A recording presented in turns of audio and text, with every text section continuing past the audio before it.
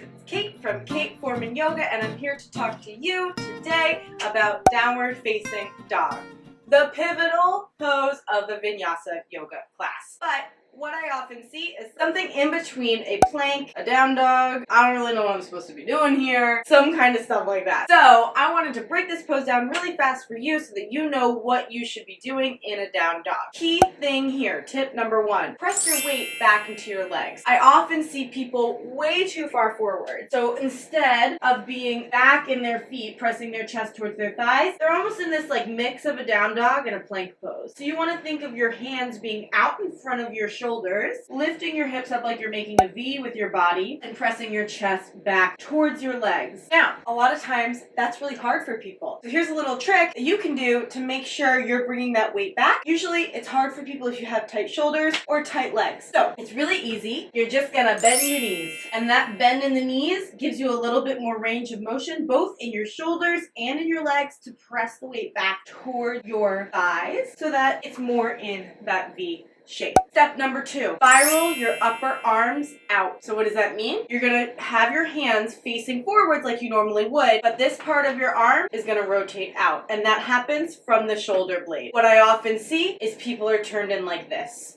We wanna wrap the outer arms underneath us. So you'll come into your down dog, you're pressing your weight back, and then you have to kind of externally rotate, so moving your biceps away from your ears. And when you do that, you're gonna feel the muscles of your shoulder and maybe even around your ribs start to engage. That's what we want. Now, step number three is not necessarily for everyone. If you feel like your hands are sliding, two reasons that could be happening. One, your mat's not so good. Go get a better mat. Two, you need to press your weight back into your legs a little bit more. But like I said, that's a little tricky for some people. So if you feel like your hands are sliding away from you, a little trick you can do is you can hold onto the edges of your mat, and then you'll come into your down dog the same way. Press your chest back so that your weight is in your leg. Rotate your upper arms away from your face, and that's it. So if you liked that, make sure you hit the subscribe button up above. Drop me any questions in the comments. I'd love to hear from you. Follow me across all social media, Kate Forman Yoga. Thanks, and I'll see you next time.